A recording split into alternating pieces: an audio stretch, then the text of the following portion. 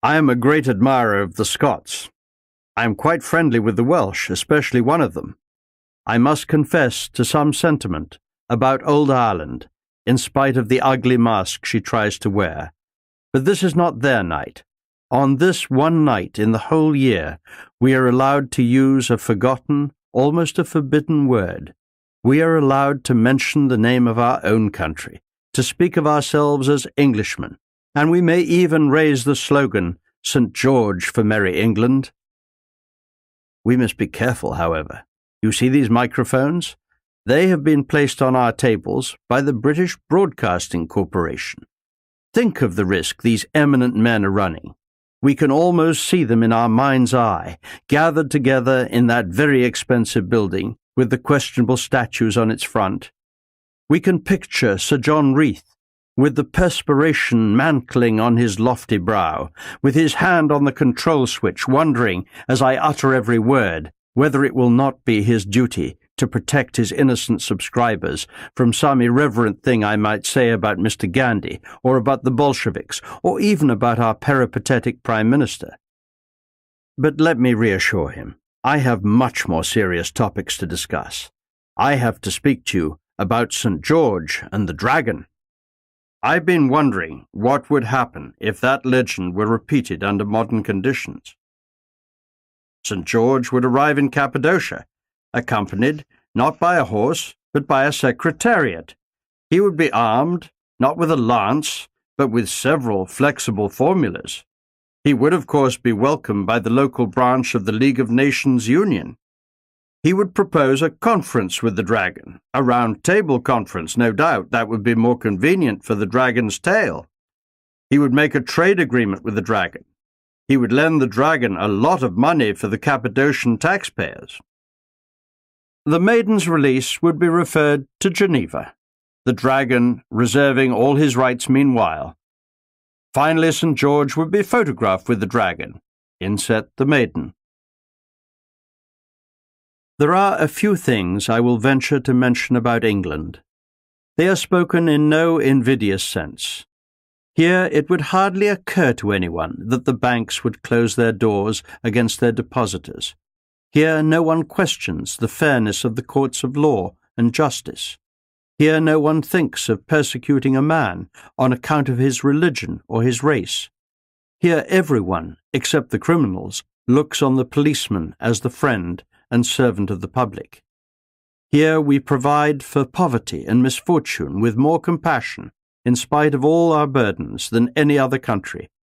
Here we can assert the rights of the citizen against the state, or criticize the government of the day, without failing in our duty to the Crown or in our loyalty to the King. This ancient, mighty London, in which we are gathered, is still the financial centre of the world. From the Admiralty Building, half a mile away, orders can be sent to a fleet, which, though much smaller than it used to be, or than it ought to be, is still unsurpassed on the seas. More than 80% of the British casualties of the Great War were English.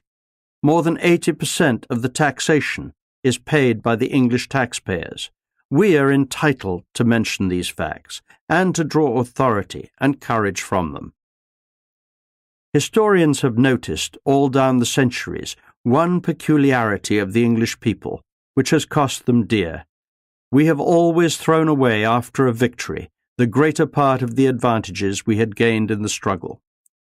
The worst difficulties from which we suffer do not come from without. They come from within.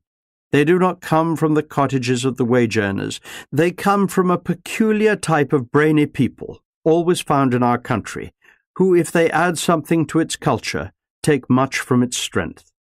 Our difficulties come from the mood of unwarrantable self-abasement into which we have been cast by a powerful section of our own intellectuals. They come from the acceptance of defeatist doctrines by a large proportion of our politicians. But what have they to offer but a vague internationalism, a squalid materialism, and the promise of impossible utopias? Nothing can save England if she will not save herself. If we lose faith in ourselves, in our capacity to guide and govern, If we lose our will to live, then indeed our story is told.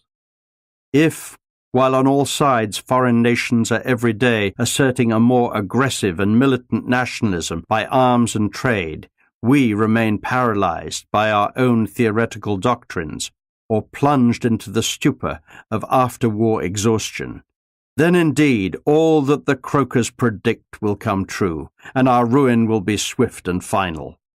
Stripped of her empire in the Orient, deprived of the sovereignty of the seas, loaded with debt and taxation, her commerce and carrying trade shut out by foreign tariffs and quotas, England would sink to the level of a fifth-rate power, and nothing would remain of all her glories except a population much larger than this island can support.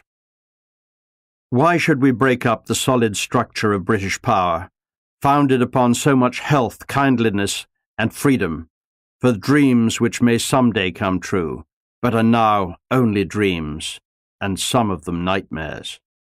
We ought as a nation and empire to weather any storm that blows, at least as well as any other existing system of human government.